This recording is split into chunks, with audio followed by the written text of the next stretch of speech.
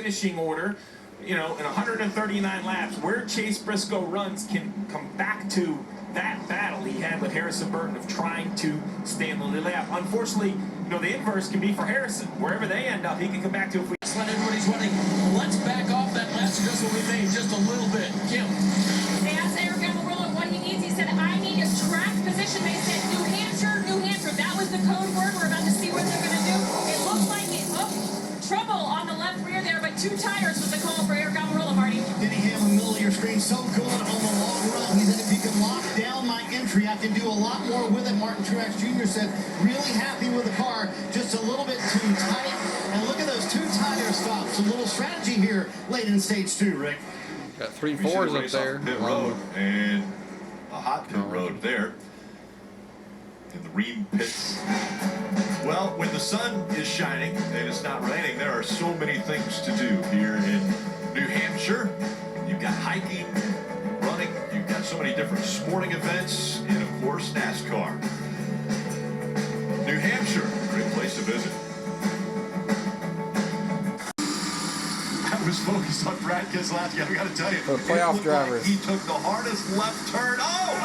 He broke. The wall goes to 10 of Eric Almirola. The rear of it broke. I don't know what happened there. Big damage on the right. I'd like to know how that happened. I don't know if that right rear tire is broken.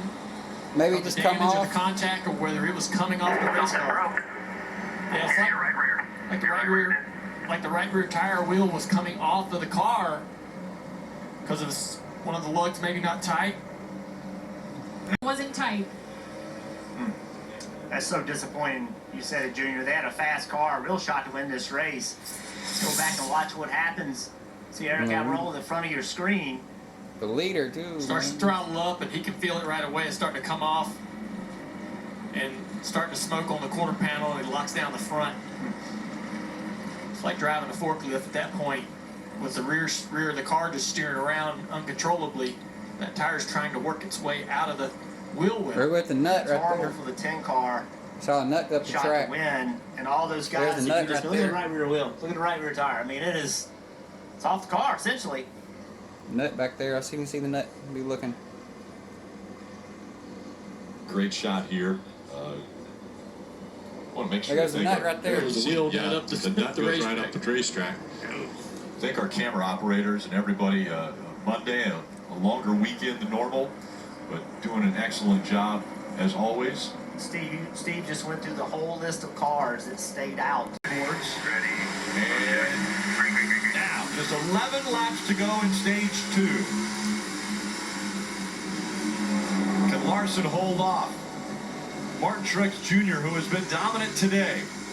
Both sides. Both sides. Both sides. What a mess.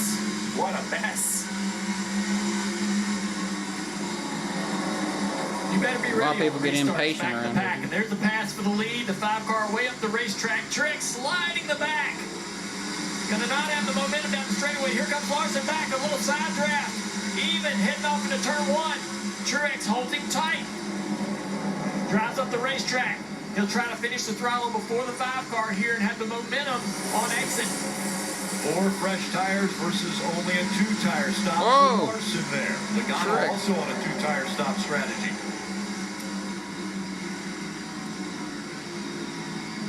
And Martin Truex Jr. once again will try to check out on this field. Mention the contact. Oh, they don't know they're 3 wide.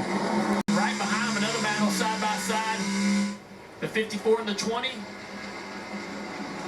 Brad has been really running these cars up the racetrack in the middle of the corner, trying to take what he can. He's also not got his traditional spotter, TJ Major, through these type of situations. Racing hard here the last few laps here. Brad's finally going to clear. You know why the racing for 23rd is sometimes the hardest? Because the drivers are definitely And there's not a lot of room up there. Just not sure whether Chase is going to let him have it or not. Turn for it. Fantasy lineup, you have to do it within the next 5 seconds. Otherwise, you're not going to be able to get that garage driver out there. But if you've got Truex Jr. in your lineup, you're pretty good because he won stage 1 and now he has won stage 2. Kyle Larson hanging on, as well as Logano with those two-tire stop strategy for a second and third. Second straight year now that Truex has won both stages here in New Hampshire. It's the 16th time that Truex has won the first two stages. He's only gone on to win 6 times before. Can that change? Well, craziness on pit road, that's coming up when we return.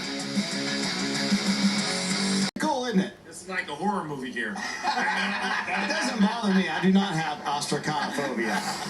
I'm pretty sure the surname. Fresh 2 and Fresh 4, it's going to be chaos. Final stage underway. Martin Truex Jr. out front, and he was one of the cars that didn't come to pit road at the end of stage 2. This year than he led the entire year in 2022 here in 2023. He finished third at his favorite racetrack, one of his favorite racetracks, one of his home racetracks, 3 times. As he said earlier this week, I want this one bad. Can he close it out, Dave? Ryan Blaney has not led a lap yet today. Had this to tell his team. Really good. Are we competitive? He said the 19's pretty good, and then he ran that lap and said we're pretty good too. Oh, good. 19 is pretty good. We are pretty good too. Crew Chief Jonathan Hampshire liked that. On his last opportunity to pit, remember he stayed out, he took 4 tires. Meanwhile, behind him, his teammate Joey Logano only took 2 right side tires. He did say recently, though, that the balance is starting to come to the 22, Marty. Dave, I asked Matt McCall, the crew chief for Brad Keselowski, earlier today, of all the tracks where Brad might get his first win as an owner-driver, where would New Hampshire rank? He said near the top, and you can see it in the numbers as well. He has 4 straight top 10s here. Can he get that first win, though, Kim?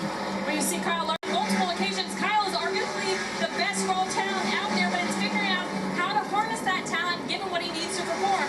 Well, today it seems Larson needs some firm direction, Marty, because Cliff has gotten stern on the radio telling Larson to race the racetrack, not mere drive. Tracking down, didn't stop around them. He said, listen, I think the long run is coming right here. This is going to pay to our advantage. And several times during this run, he has reminded him, we need longevity in the car. Take care of your stuff. Meanwhile, he is struggling on the short runs, especially. Listen on the radio. Key race. Just keep do the best you can. Calm down. Get back focused. Not really sure what to do here, but step forward. This is no changes from the last stop, so it's 10 cycles. It could be messing with us. Who's running in second position, now counting on his pit crew to get him on and off the pit road during this green flag cycle better than the other teams. He started it. We'll see how they finish it. I love Jonathan Hausler's aggressiveness. Race like you want to win. Race like you have to win. And there you have it. James Smalls knows he cannot give up more than a lap. Now the 19 comes to pit road. 65. Not only about his car being free, but he says the track is getting very slippery out there. They also saw the 12 had a slight bobble on their top, so they know they can take advantage of that. 19 with another great stop. We'll see where. Only did they hold serve, they gained even with a lap later. Logano's got a problem. Do all that over again, and they might be in front of the 5 here, be able to drive away. And well, I saw it wheel hopping around. Not the time on the racetrack. I have to say. Logano's got a problem. Road, so in my opinion, now you just run until you need fuel. Run as far out as you can. You just heard Rodney Childers pick this time, maybe to ride on board and watch this. Come to pit road, reaches up, shifts, adjusts the brakes. This is the progressive telemetry we're taking a look at. Kevin Harvick actually just surpassed 16,000 laps led in his career as he comes to pit road now. Love watching him. They're so busy getting to pit road. Now he's going to look up at that tack and try to run. And that was. I mean, it was 4,400 plus or minus 50 RPM all the way to his pit stop. This was such a strong run for Kevin Harvick. He restarted in the 17th position, ran all the way to 8th before they started pitting. So he passed 9 cars on the track with those fresh tires. He'll get 4 more fresh ones here and full of Sunoco fuel. You know, the drivers have an internal clock. You see the driver's head start to shake when he knows the drag should be right there. Bowman was able to recover, though. Christopher Bell, all the troubles on pit road. He brings his caution out here. Not what his teammate Martin Truex wanted to see. Christopher Bell has been so good at Loudon, but not a good outing for him today. But it was Martin Truex Jr. He survived all of this, was able to go on and get the win. This was a really special one for MTJ and company. We're going to talk plenty about the big win for the 19 team throughout the course of the show. But there's a lot to digest there, a lot happening. What kind of stood out for you from the race today? Your race winner.